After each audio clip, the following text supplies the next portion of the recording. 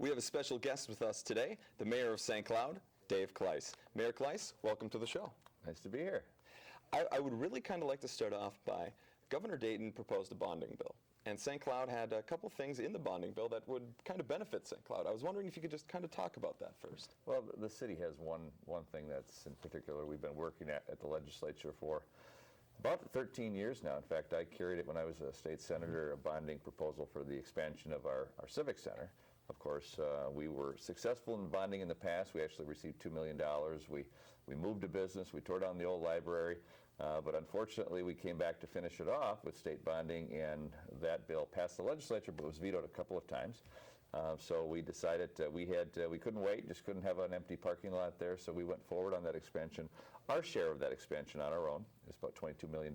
We had great bidding climate, great interest rates. So we just needed to go back and finish it off, and primarily it's a parking structure, a Mississippi River feature, and then just some other additional things on the actual structure itself to make the old and the new building blend together. So $10.1 million request. It's in the governor's bill, and we're hopeful this legislative session we can finish it off after 13 years. So has this project really been helped by the weaker economy then? You know, the project has been helped. It was something that we planned during good times and did the construction during tough times. So from a construction bidding climate, it was much better. We anticipated we probably saved anywhere from $4 to $5 million in that, plus an interest rate. Interest rates were much lower. So because of a tough economy, yes, absolutely, that was it was good timing in that respect. What would you really like to see with the Civic Center expansion? Would you like to see it kind of be the staple of St. Cloud and bring more events regionally? Well, it does. The River's Edge, and I guess we changed the name also to the St. Cloud River's Edge Convention Center. Obviously, it's on the Mississippi River.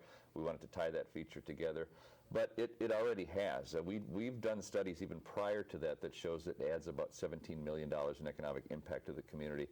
With its expansion, the Radisson, which now is the La Saint Germain, put $1.2 million into their facility. You've seen a plethora of new restaurants downtown, including the Cowboy Jack's, to Brothers, which is going to open soon, Chipotle, the Fifth Avenue Live, that whole development.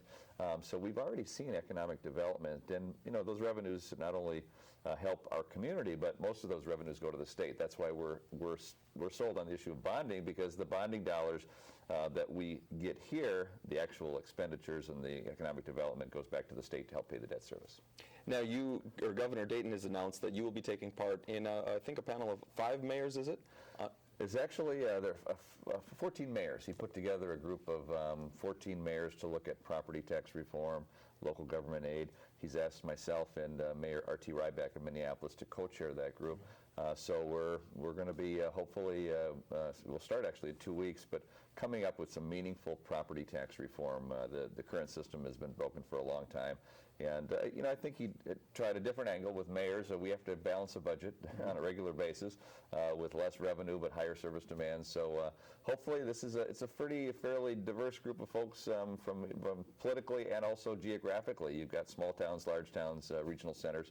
So we have our task is to have something in place by the January 2013 legislative session. Now, I believe there's also a new feature on the St. Cloud website. I think you guys just revamped that website. Could you talk about what you kind of hope to do with that? We tried to, as times change, and we're trying at the city to also keep up with that, especially social media. We're now on Facebook and Twitter, and we redid the whole site that it's much more user-friendly and interactive. We did that over the last several months. It's one of those things that, most of the private sector has already done that. Government, we operate a little slower in that respect, a lot of data privacy issues, but we launched the new website, and I do a video message on a regular basis, a video blog on a regular basis, but we'll also be starting to tweet, and we have the ability for people to give comments. We want to make sure everything was interactive and to give everybody the ability. You can pay all your bills online. You've got comments and issues. You can do all of that online. So it needed an update, and we did that, and we're also taking feedback. We have a committee that meets on a regular basis and changes that constantly. So we're working with that page on a regular basis. Now, I heard something about the website where people can actually go and check out the higher crime areas. Is that still part of the website? Absolutely. You can eventually, and we're putting that data on the website. You can We have a geographic information system that can pretty much give you every block. You can get the demographic information. You can get the prices of houses, who owns them, crime statistics, and that type of thing. The crime piece of it we're putting in as we continue to add data to that system. But you'll be able to do pretty much anything by neighborhood. And we've also launched this new community survey. We're actually surveying residents on a regular basis, and those results will be on the web too, by neighborhood. So you can see how your neighbors feel about specific things that the city does or doesn't do. So yes, all that information, if not already on the web, will be on the web here with the next several months. Do you know of any other bigger cities or even regional cities that are doing something like that with the crime in the neighborhood and kind of surveying neighborhoods? I think a lot of cities have that data, but we wanted to make sure we encapsulate it. All that information is public information. So normally, though, you'd have to go down to the police station and get that type of information. It makes no sense if the data is already there. Let's put it on the site. So it's a tool. It's a tool that neighbors can use if you're buying a house or if you just want to know what's happening in a community. And it gives you that tool. So it's public information we're trying to put.